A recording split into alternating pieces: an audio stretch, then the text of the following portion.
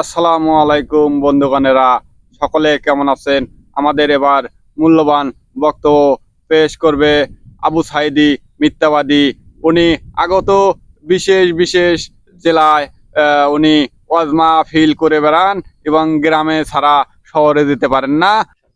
শহরে গেলে ওনাকে জুতা দিয়ে গণধোলাই করানো হয় এবং উনি গ্রাম ছাড়া, ফাঁকা মাঠ ছাড়া উনি ওয়াজ করতে ভালোবাসেন না। উনি এক নম্বরে মিথ্যাবাদী। উনি এখন ওনার মূল্যবান সময় আমরা নষ্ট না করিয়ে ওনার বক্তব্য আমরা শুনবো।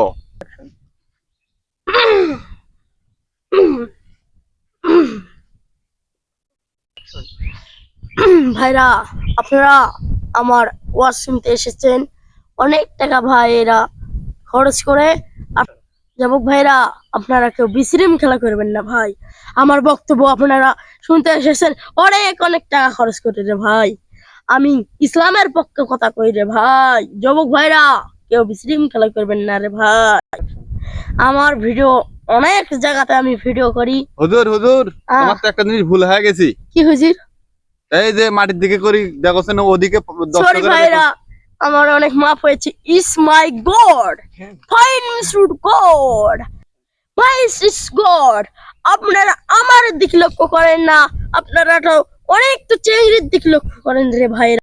চেংড়ির দিকে আপনারা লক্ষ্য করেন রে ভাই। হুজুর এলে কি কছেন? এলে তো হচ্ছে না মনে হয়, ওরা তো ডাঙ্গাবি এখন।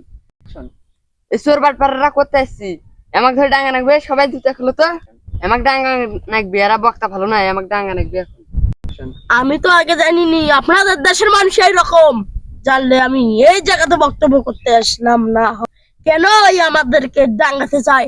আমাদের ইসলামের পক্ষে তো আমরা কিছুই জানে না।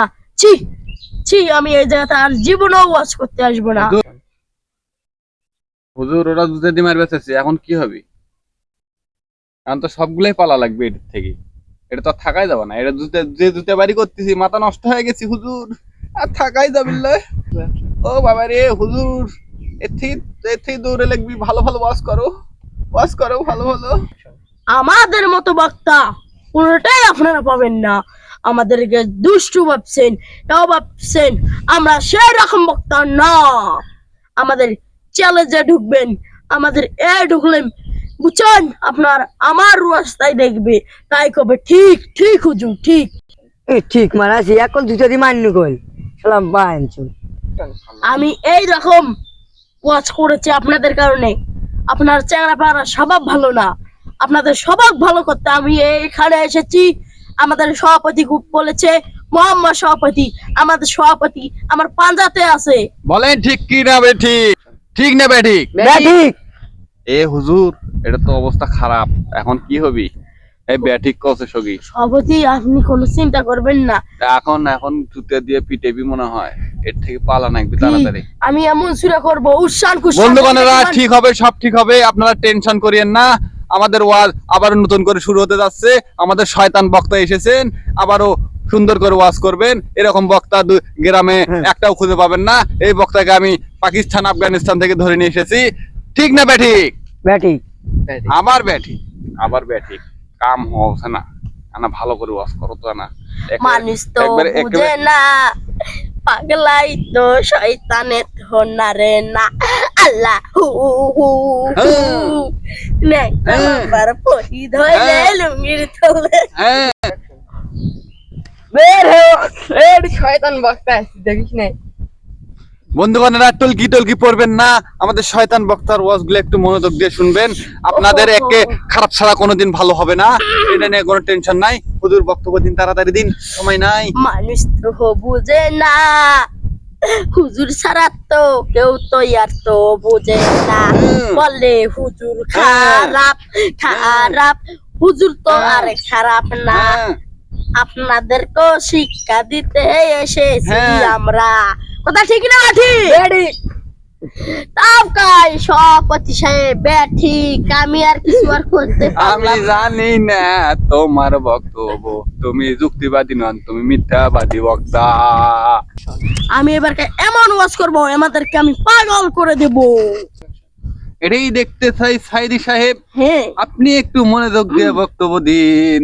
সবাই যেন ওয়াজ শুনে ঘুম পাড়তে পারতে অবাক হয়ে যায়। আচ্ছা সভাপতি সাহেব, আপনি কোনো চিন্তা করবেন না। মূল্যবান বক্তব্যটি পেশ করে দিন।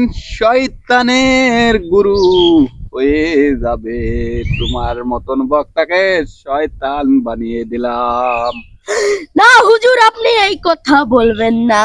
সভাপতি সাহেব, আপনিও তো একটা তো হুজুর। বলেছি আমাকে হুজুর কোসে, সেই কিন্তু হুজুর, আমি কিন্তু সভাপতি, সেই বোঝে না, বলে আপনারাই ঠিক কিনা।